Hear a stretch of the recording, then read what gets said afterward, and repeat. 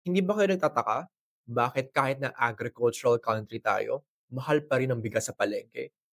Na para bang mayaman ang Pilipinas ngunit naghihirap ang sambayan ng Pilipino. Magandang araw. Ngayong Peasants Month, pag-usapan natin ang isang batas na may malaking epekto sa presyo ng bigas at kabuhayan ng mga magsasaka. Ang Rice Certification Law o Republic Act No. 11-203. Dahil ang batas, hindi yan dapat nakakalito. Ako si Attorney Josh at ito ang Batas Publiko.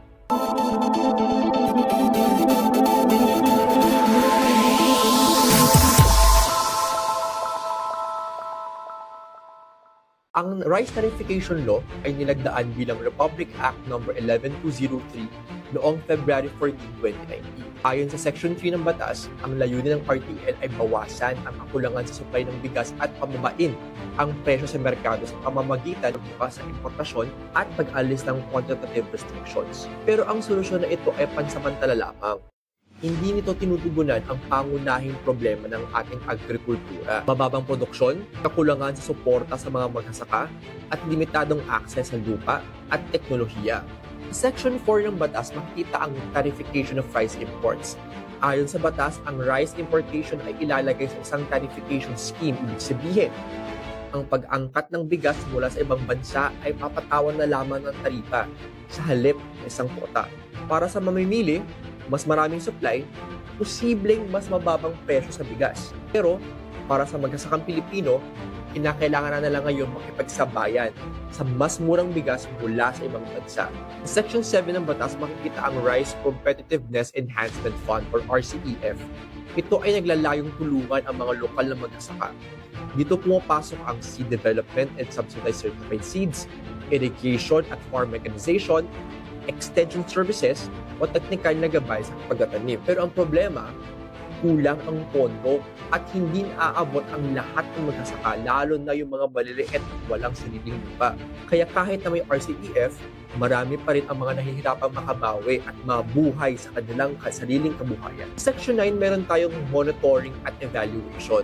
Dito sinasabi na dapat may monitoring mechanism para masiguro na naipapamahagi ng tama ang tulong sa mga magsasaka at maiwasan ang abuso sa importasyon. Pero sa realidad, marami pa rin mga nagrereklamo na hindi nakikinabang ang mga lokal na magsasaka sa implementasyon ng batas. Dahil hindi nare-regulate ng tama, maraming lokal na magsasaka na patuloy na nawawala ng kita dahil hindi nila kaya makipagsabayan sa imported rice.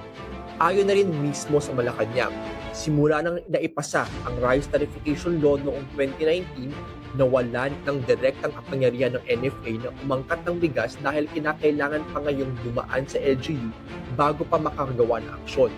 Dahil dito, mas matagal tumugon sa kakulangan ng supply.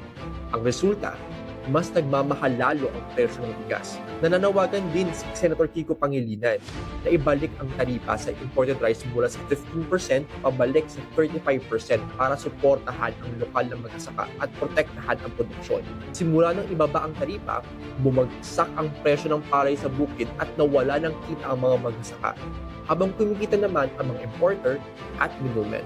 Ayon sa Kilusang Mamubukid ng Pilipinas, simula nang maipasa ang RTL, umaabot na sa 500 billion pesos ang lugi ng ating agricultural sector. Ang resulta ng Rice Tarification Law, mura ang palay sa bukid pero mahal ang bigas sa palengke. Bakit? Dahil sa kakulangan ng suporta sa produksyon ng lokal na bigas. Maraming magsasaka ang nahihirapang makabawi at napipilitang umutang o magtrabaho na lamang sa ibang bansa. Para makabayad sa pagkakautang, napipilitan silang ibenta ang lupa nila at maging manggagawang bukid na lamang o mga magsasakang walang sariling lupa.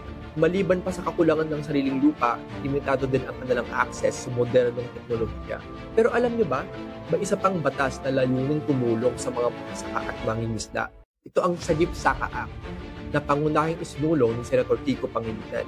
Layunin ng batas na ito na palakasin ang lokal na produksyon, kita at kabuhayan ng mga magsasaka at mangingisda sa pamamagitan ng mga programang tulad ng direct government purchase mula sa accredited cooperatives at associations para maiwasan na ang middlemen, enterprise development at comprehensive support programs, pati marketing support para sa agrikultura at fisheries, preferential financing mula sa land bank at iba pang tax incentives para sa ating mga magsasaka.